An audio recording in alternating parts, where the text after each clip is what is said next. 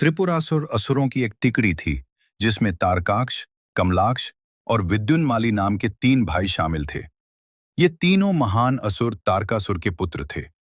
अपने पिता की मृत्यु का बदला लेने के लिए इन तीनों ने हजारों वर्षों तक कठोर तपस्या की और ब्रह्मा जी को प्रसन्न कर लिया। अद्भुत और अजेय वरदान। ब्रह्मा जी ने जब उन्हें वरदान मांगने को कहा तो उन्होंने अमरत्व की मांग की। ब्रह्मा जी ने अमर होने का वरदान देने से मना कर दिया। इस पर तीनों असुर भाइयों ने एक चतुर वरदान मांगा। उनके लिए 3 अलग-अलग और अजेय पुरियां, किले बनवाई जाएं।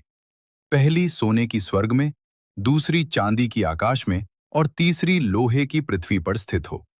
हर 1000 वर्ष बाद ये तीनों पुरियां एक सीध में आकर त्रिपुरा नामक एक नगरी का निर्माण करें। उनकी मृत्यु तभी संभव हो जब कोई एक ही बाण से इस संयुक्त त्रिपुरा को नष्ट कर दे। ब्रह्मा जी ने तथास्तु कह दिया। विश्वकर्मा ने तीनों दिव्य पुरियों का निर्माण कर दिया। तारकाक्ष को स्वर्णपुरी, कमलाक्ष को रजतपुरी और विद्युन्माली को लौहपुरी मिली। त्रिपुरा का आतंक और देवताओं की चिंता इन अजेय पुरियों में रहकर तीनों असुरों ने तीनों लोकों में आतंक मचा दिया। देवता उनका कुछ नहीं बिगाड़ पा रहे थे। वे सबसे पहले ब्रह्मा जी के पास गए, लेकिन ब्रह्मा ने अपने दिए वरदान के कारण मदद करने से इनकार कर दिया। फिर वे शिव के पास पहुंचे, परंतु शिव ने कहा कि जब तक असुर धर्म का पालन कर रहे हैं, तब तक वह उन पर आक्रमण नहीं कर सकते। विष्णु की चाल। असुरों को पापी बनाना समस्या का हल ढूंढते हुए सभी देवता विष्णु जी के पास गए। विष्णु जी ने एक योजना बनाई। उन्होंने कहा कि यदि असुरों को पापी बना दिया जाए तो शिव उन्हें दंड देने के लिए विवश हो जाएंगे। विष्णु ने एक मुंडन किए हुए, फीके कपड़े पहने एक ऐसे व्यक्ति का निर्माण किया जो वेदों के विरुद्ध एक नए धर्म का प्रचार करे।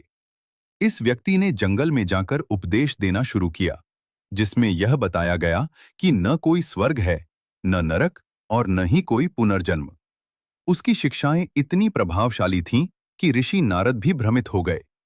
नारद ने इस अद्भुत नए धर्म के बारे में असुर राजा विद्युन्माली को बताया। नारद जैसे महान ऋषि के परिवर्तित होने से प्रभावित होकर तीनों असुर भाई भी इस नए धर्म में दीक्षित हो गए। उन्होंने वेदों का त्याग कर दिया और शिवलिंग की पूजा करना बंद कर दिया। अब असुर पापी हो चुके थे। शिव का क्रोध और त्रिपुरा का संहार। अब देवता फिर से शिव के पास गए और असुरों के पापों के बारे में बताया। शिव त्रिपुरा को नष्ट करने के लिए तैयार हो गए। विश्वकर्मा ने शिव के लिए एक दिव्य रथ, धनुष और बाण बनाया। इस रथ के सारथी स्वयं ब्रह्मा बने।